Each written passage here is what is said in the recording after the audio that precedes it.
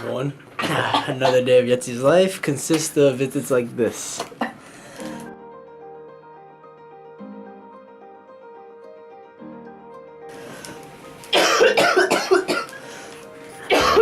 Yeah, we were at the movies and she had a spike of an asthma attack because, for one, she couldn't find her inhaler. And it slowly started spiking during the movie. We went to go see Jumanji. I didn't get to finish it because I had to go pick up this little monster right here.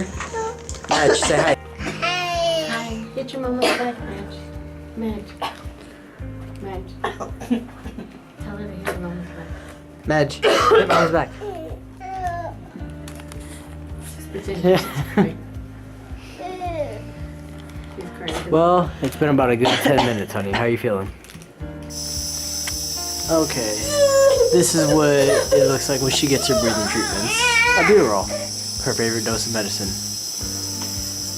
They just came in right now trying to offer her a steroid that they usually do through IV, but for some reason this doctor ordered it by injection. And due to her having Ehlers-Danlos syndrome, our chance of her getting an abscess and the pain in her veins is way more likely. Don't think the doctor knows that. So we got with the doctor to come in on that so we can talk to him about it. Because they usually give it through IV, not just a straight up injection. Sometimes these doctors get me really angry. I gotta be polite when I'm talking on here because someone doesn't. But yeah. Hey guys, so another ER trip, but I finally got treatment, or respiratory treatment. They placed an IV.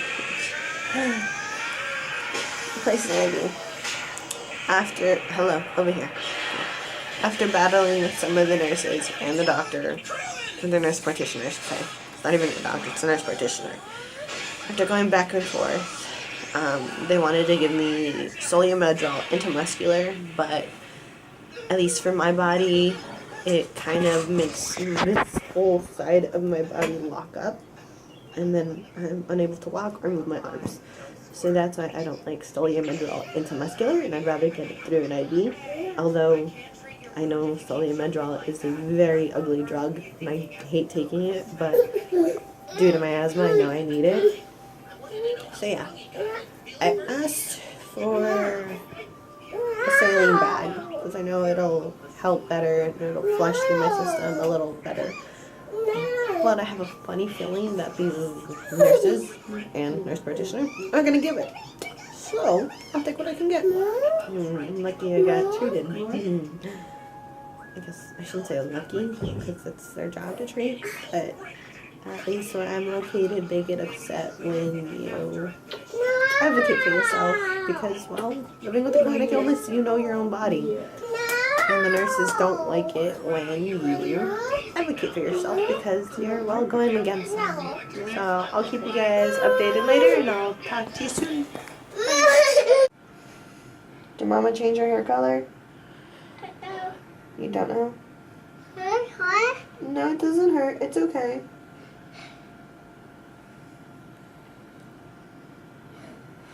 It's okay. It doesn't hurt.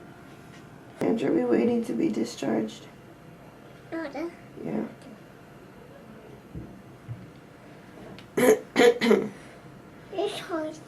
Discharged.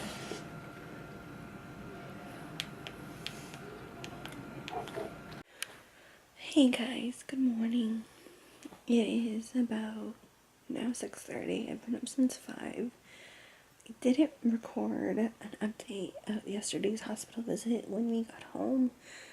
I was honestly just too tired to function. I was really shaky from the steroids and the Solumedrol. So yeah, but now this is the effects of Solumedrol, which is being up at the crack of dawn, in pain, and, well, freezing cold. The cold has nothing to do with Solumedrol. It's just really cold in my house. So, yeah. We are up. So I figured I'd do a little update on kind of how the hospital visit went, which it could have gone a lot smoother. I won't lie, it could have gone a lot smoother. But it was just, unfortunately, it was a battle with some of the nurses. And I hate to be finicky or picky about certain things at a hospital, but at the end of the day, it's my body. It's, it's me being treated, not them. And so sometimes, although I hate being picky and hate, I guess in a sense, conflict, I don't like conflict. I'm not a conflict kind of person. My fight or flight instincts kick in too fast. But, at the end of the day, it's like I said, it's my body. It's me being treated, not them. So if I have to speak up and say, hey, look, I know this is what the doctor, requested, but for my body, that's not going to work. And I know a lot of people, especially with chronic illnesses, and it's not even with just with people with chronic illnesses. I know it's like with a lot of people, but it's like, if you don't like the way you're being treated at a hospital, or the way your doctor's treating you, or kind of blowing you off, those are the times when you have to step up and really advocate for yourself and be like, you know what, no, I know this is what you want, and I know this is what you're requiring, but this isn't gonna work. And last night, that's what was happening, was the doctor requested intramuscular Solumedrol.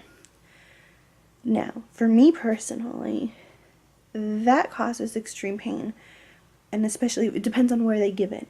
So if they were to give it TMI in the buttocks, for me, it makes my legs lock up to the point where I literally can't move for at least a good 2 to 3 days, and that means I'm bedbound for 2 to 3 days.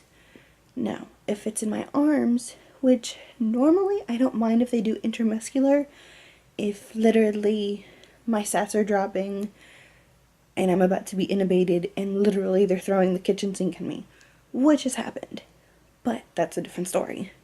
So at those times where it's really crucial and nothing's opening up and you've already gone through the checklist, okay, then I honestly don't really have a say at that time, okay, then do it intramuscular. But if I'm not being intubated, or I'm not being, I guess, just that intubated, and I'm kind of steady, and I just need a good, nebulizer treatment, then, okay, I can kind of somewhat advocate for myself once I'm stable. I shouldn't say once I'm stable, because, half the time I'm kind of stable, but it's kind of hard to talk with the coughing and gagging, and yeah, let's not get into all the gory details. But yeah, so normally I can't advocate for myself. Once I get the treatment in me and I can kind of talk. Because during an attack, I can't really talk and I can't really speak. But yesterday, I think it was the nurse practitioner, ordered intramuscular. And like I was explaining to the nurse, as my mother was explaining, and my husband was explaining, I don't do it intramuscular. I'd rather do it through an IV. And I know some people are like, well, why? It's an extra step. Well, like I said, intramuscular, if it's in an arm, my entire arm and like the right side of my body will tend to lock up.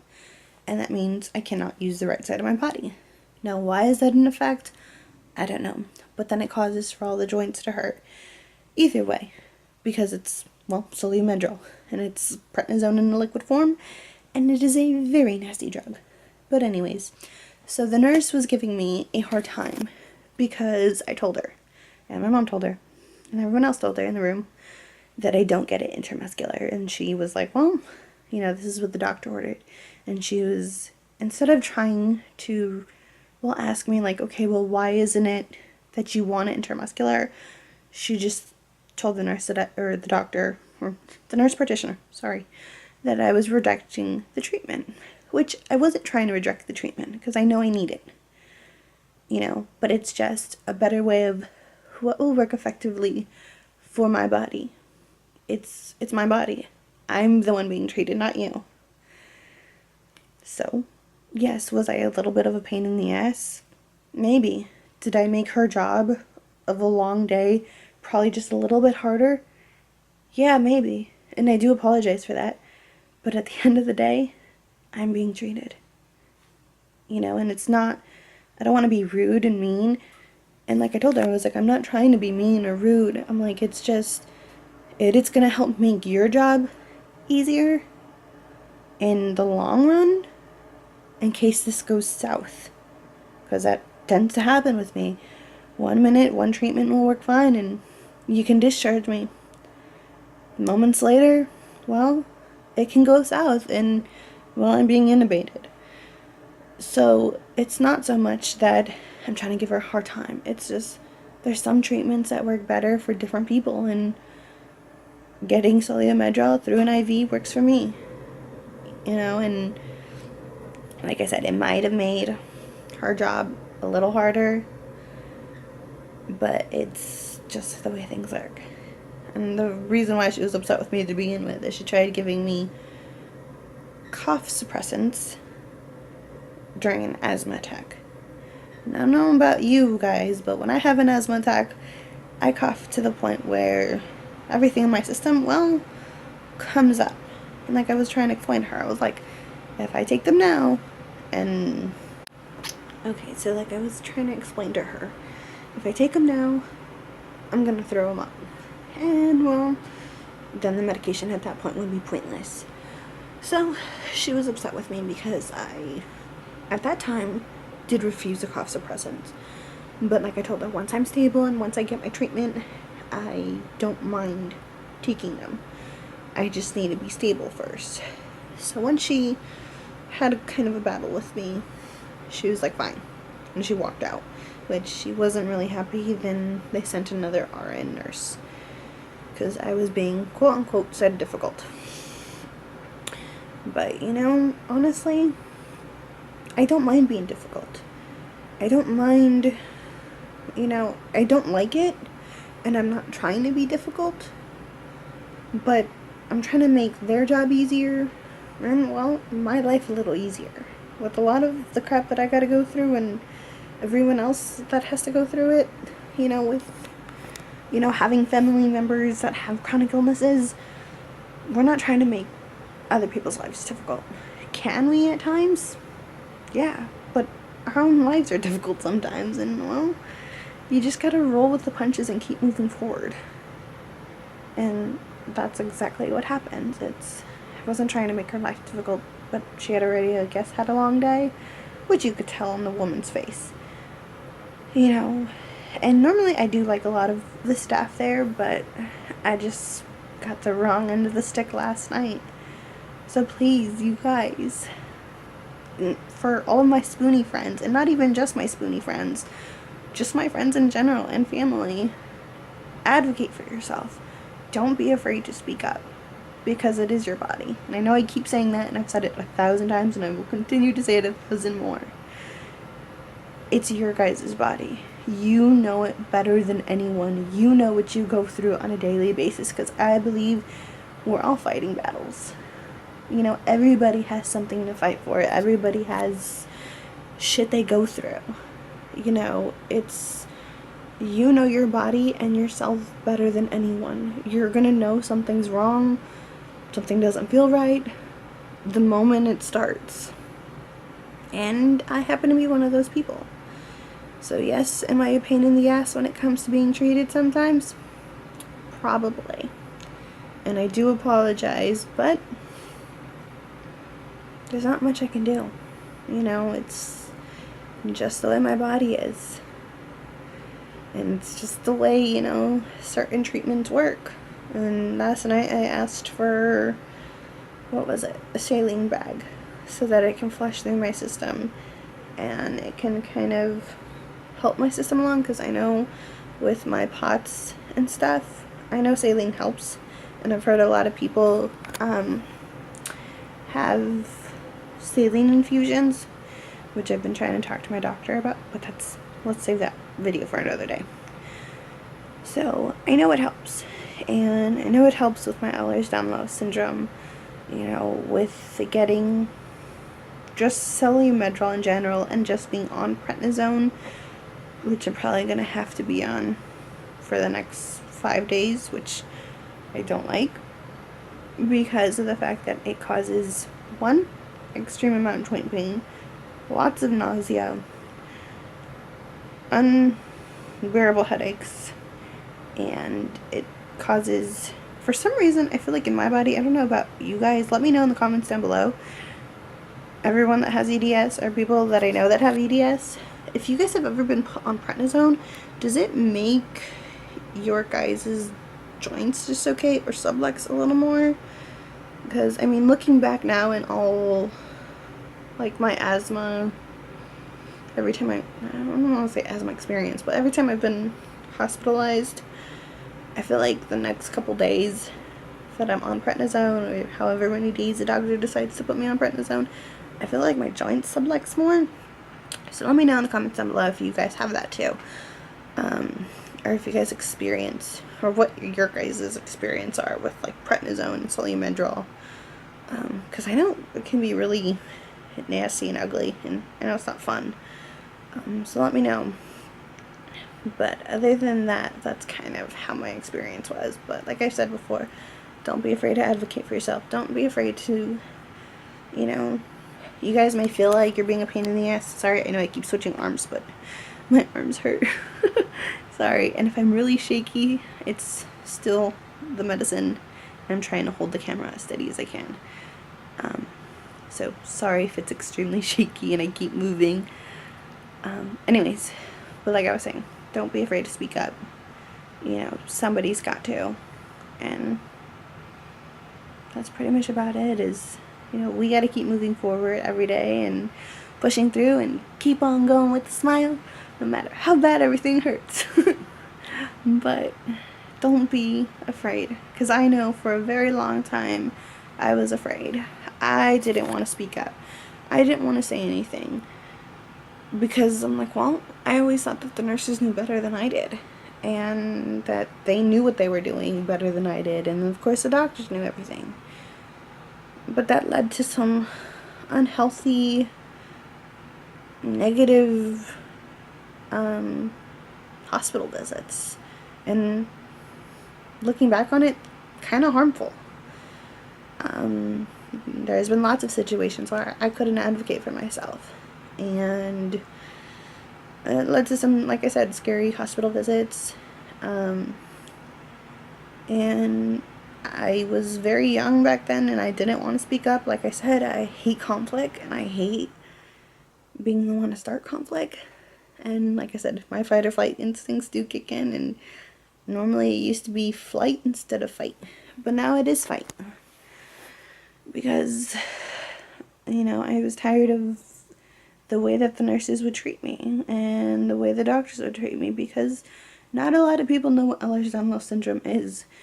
So when you go in to hospital visits and you're like, hey, I'm in pain, or hey, this is happening and that's happening, or you got a multitude of symptoms going on and you don't know what's going on with your own body, and you're asking for help, and they look at you like you're nuts, or they tell you it's all in your head and you're crazy. So you start believing it. You start believing that you're crazy. You start believing, like, well, maybe it is all in my head. Well, or the doctor tells you you're a hypochondriac. It's like, well, shit, maybe I am a hypochondriac. And you start believing these things. And then when things finally occur and puzzles, you know, get put together, and the doctors are like, oh, wait, no, I was wrong. This is actually what's going on. And then you finally get some sort of relief, but then that's, at that moment, that's when I started advocating for myself, because a lot of doctors, time after time, especially when me trying to get diagnosed with EDS and my multitude of symptoms and multitude of diagnoses, you know, that's exactly what was happening. I kept getting told I was crazy. I kept getting told, like, it's in your head. It's, you know, it doesn't exist. So I kept believing it. And I'd go stir crazy, like, no, I'm feeling this, like, I know what I'm feeling.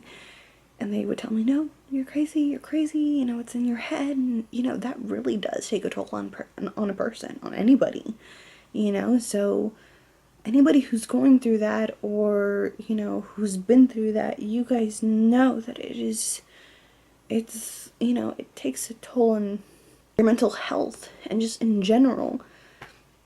And so at that point, that's when I was like, you know what, no, something's got to change. you know, and you gotta be that change for not just yourself, but for the next patient that walks in, for the next person that walks in behind you who does need help, or, you know, for someone who, I don't know, maybe someone who watches this video and sees that, like, they're afraid to speak up and they don't want to speak up. No, I encourage you, speak up. Don't stay quiet. Be the change. Because there's a lot of problems with our healthcare system. A lot. And so, we have to be the ones to change it. And you know, if we keep just lying down and rolling over, well, guess what? That's not going to help it. We need to be the change we want to see. And if that means fighting back with your doctor or your nurse and saying like, hey, look, I know my body. I know what's going on. Advocate for yourself. Let him know you have a voice. God gave you one for a reason. Don't be afraid to use it. In a polite way. I mean, if you're gonna get crazy, I wouldn't recommend doing it in a hospital, but hey, sometimes you gotta, I guess, right? But anyways, that is my little rant for the morning. I think I was on a good one. Sorry, y'all, but like I said, have a great day. Stay positive. God bless. And talk to y'all tomorrow.